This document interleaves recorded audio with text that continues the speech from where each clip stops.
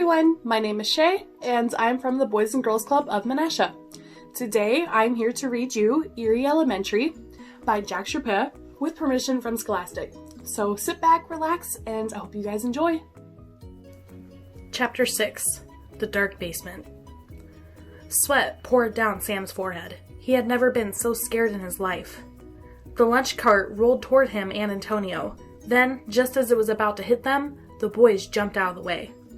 The cart crashed so hard into the wall that it shattered. Pieces of plastic showered Sam and Antonio. Antonio's jaw hung open. Sam, maybe we should go back to get help, he said.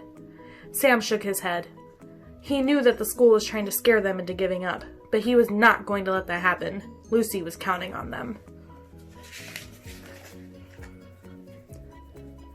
Besides, he knew they must have fallen 20 feet from the vent before they landed in that pile of goo. He didn't know how they would ever get out of this basement. Sam turned to his friend. Antonio, we are deep inside the school now.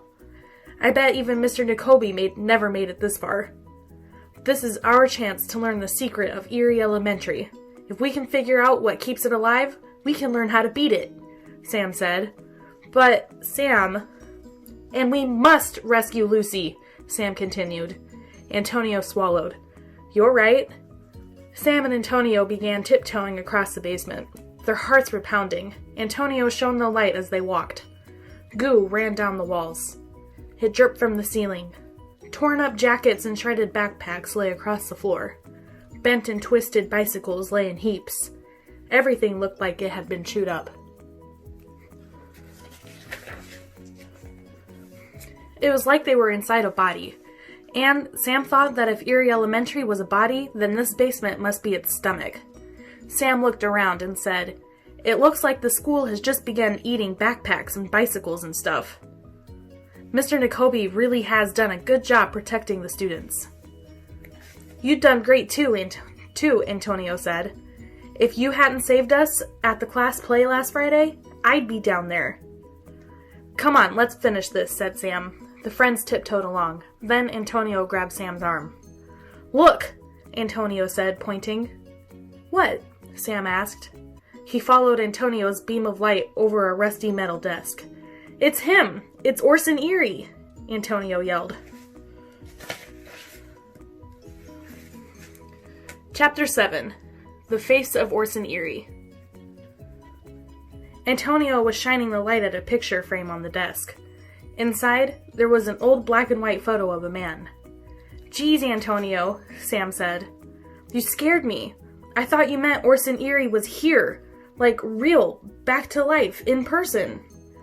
Sam felt around the wall until he found a light switch. He flipped it on.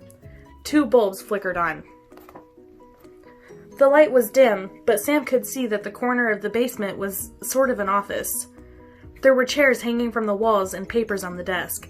Everything was covered in a thick layer of dust. The boys stepped closer to the desk. Sam picked up the picture frame. You're right, Sam said. Look at the glasses and the creepy mustache. This is Orson Eerie. I don't think anyone has been here in a long, long time, Antonio said, picking up a newspaper. This is from 1938. That's older than my grandmother. That's older than, my grandmother's grandmother. Whoa, said Sam. And what is this? A large piece of blue paper lay out on the desk. It looks like a blueprint, Antonio said. Like a drawing of a building. That makes sense. This big room looks like our gym. See? Said Sam, pointing to the blueprint. It's like a map of Eerie Elementary. Suddenly, a girl's voice calls out. Help! Lucy! Sam and Antonio said at once. Lucy's cries were coming from beyond a large metal door. It was at the far end of the dark basement. A sign on the door read, Heating and Cooling Room. Let's go, Sam said. The boys quickly stuffed everything they could fit into their pockets. Papers, a small book, and the blueprint. But as soon as they did, everything in the basement came to life. Whoosh! A dodgeball flew at Sam. Sam grabbed Antonio by the wrist. Come on, Sam shouted, ducking beneath the ball. Let's go get Lucy. Sam dodged chewed-up frisbees that rocketed towards him. Antonio jumped over roller skates that shot towards his legs like cannonballs. The school was loud. Sam thought it sounded like a stomach rumbling. The walls shook and the floors shifted. Sam and Antonio stumbled from side to side. Backpacks opened wide and threw rulers, pencils, and books at them. The heating and cooling room was just ahead. "Keep running," Sam yelled. But Antonio stopped in his tracks. Sam looked back. Something long that looked like a spear was headed for Antonio. A wiffle ball bat! Sam pulled Antonio behind a large pillar. Whoosh! The bat flew past. "Okay, now I'm mad," Antonio said. "Let's find Lucy and get out of this crazy basement." Sam peeked around the pillar. "We just need to reach that door." "But who knows what's waiting for us on the other side?" asked Antonio. "There's only one way to find out," said Sam. Chapter 8. Lucy. Sam and Antonio charged toward the heating and cooling room.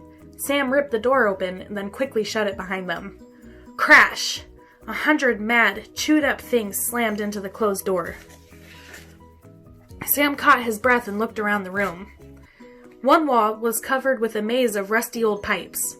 The pipes were alive. They moved like an army of snakes. As they twisted, they scraped together, making a screeching noise. "Lucy!" Sam yelled, pointing. His friend was suspended in midair, hanging upside down. One of the pipes was wrapped around her ankle. "Guys, you found me! Please get me down from here," Lucy shrieked. Lucy, calling for help, made the school angrier.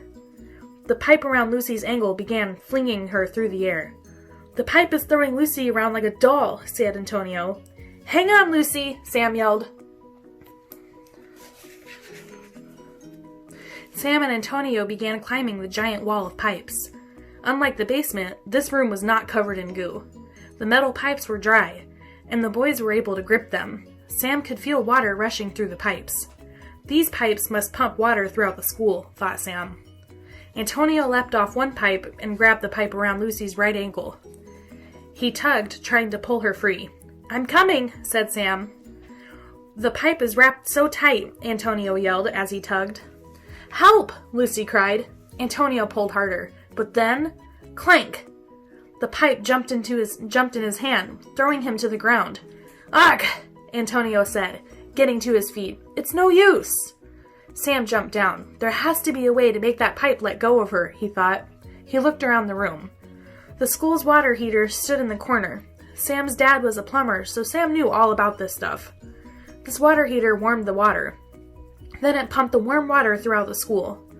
A wheel on the front controlled how fast the water moved through the pipes. "If I turn that wheel, I can slow down the water. Maybe that will weaken the pipes and make them let go of Lucy," Sam thought. Sam grabbed the wheel. It was rusty and stiff. Finally, it started turning, but it wasn't helping. Lucy was flung around faster. "What are you doing, Sam?" yelled Antonio. "Stop! You're making it worse!" Lucy screamed. She was being whipped through the air at lightning speed, faster and faster. Sam had to free his friend before it was too late. I hope you guys enjoyed Eerie Elementary by Jack Shae. Thank you for checking out the Boys and Girls Club of the Fox Valley's Virtual Read Aloud Club. And I hope you guys have a great rest of your day. Bye-bye!